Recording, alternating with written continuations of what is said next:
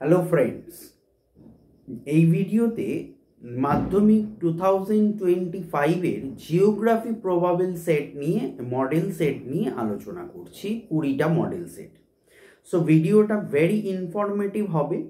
So ভিডিওটা তোমরা পুঙ্খানুপুঙ্খ দেখো। আমি আগের ভিডিওতে কালকেও বেঙ্গলি ইংলিশের ওপর দিয়েছি, আজকে হিস্ট্রি জিওগ্রাফি দিলাম।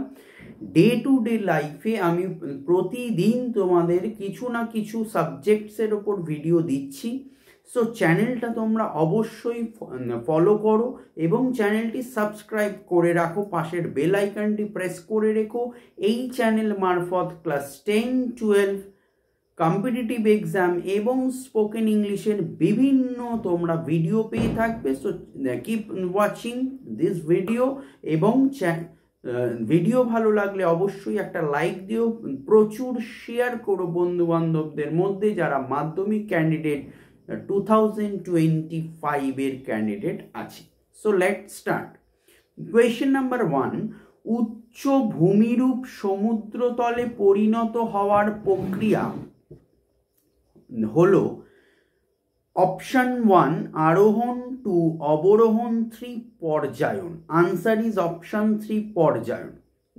কোয়েশ্চেন নাম্বার 2, লবণযুক্ত শিলাস্তরের ওপর নদীর প্রধান ক্ষয় প্রক্রিয়াটি হলো অবকর্ষ ক্ষয়, 2 ঘর্ষণ ক্ষয়, 3 জলপ্রবাহ ক্ষয়, 4 দ্রবণ ক্ষয়।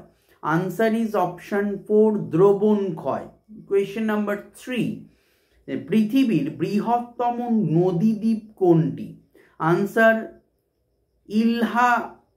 ইলহা দা মারাজো।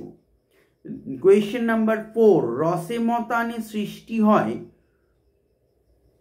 কার দ্বারা? বায়ুর অপশন 1 বায়ুর ক্ষয়কার্যের ফলে, 2 নদীর ক্ষয়কার্যের ফলে, 3 হিমবাহের ক্ষয়কার্যের ফলে।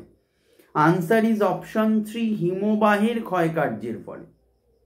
কোয়েশ্চেন নাম্বার 5, ইয়ারদাং ভূমিরূপটি গঠিত হয় অপশন 1 নদীর ক্ষয়কার্যের ফলে, 2 বায়ুর ক্ষয়কার্যের ফলে, 3 সমুদ্র তরঙ্গের ক্ষয়কার্যের ফলে।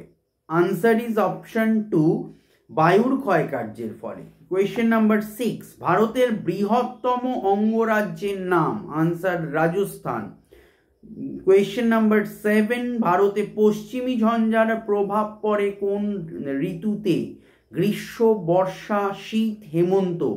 আনসার ইজ অপশন শীত ঋতুতে ভারতে পশ্চিমী ঝঞ্ঝার প্রভাব পড়ে। কোয়েশ্চেন নাম্বার 8, মাউন্ট এভারেস্টের পূর্ব নাম কি ছিল? আনসার পিক 15। কোয়েশ্চেন নাম্বার 9,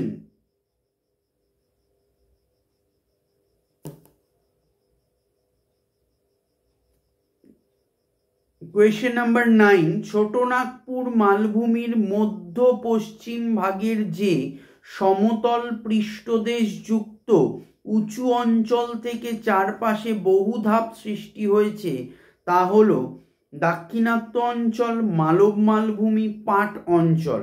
আনসার ইজ পাট অঞ্চল। 10, ব্রহ্মপুত্র নদ তিব্বতে পরিচিত কি নামে? Option 1 Dibang, 2 Lohit, 3 Tsangpo. Answer is Tsangpo. 11, তৃষ্ণার্ত ফসল কাকে বলে? আনসার ধানকে। 12, কার্পাস চাষে ক্ষতিকর পোকা হলো কোনটি? Answer pink bollworm. Question number 13, ধারণযোগ্য উন্নয়ন কথাটি প্রথম কে ব্যবহার করেন? আনসার এভাবেল 4।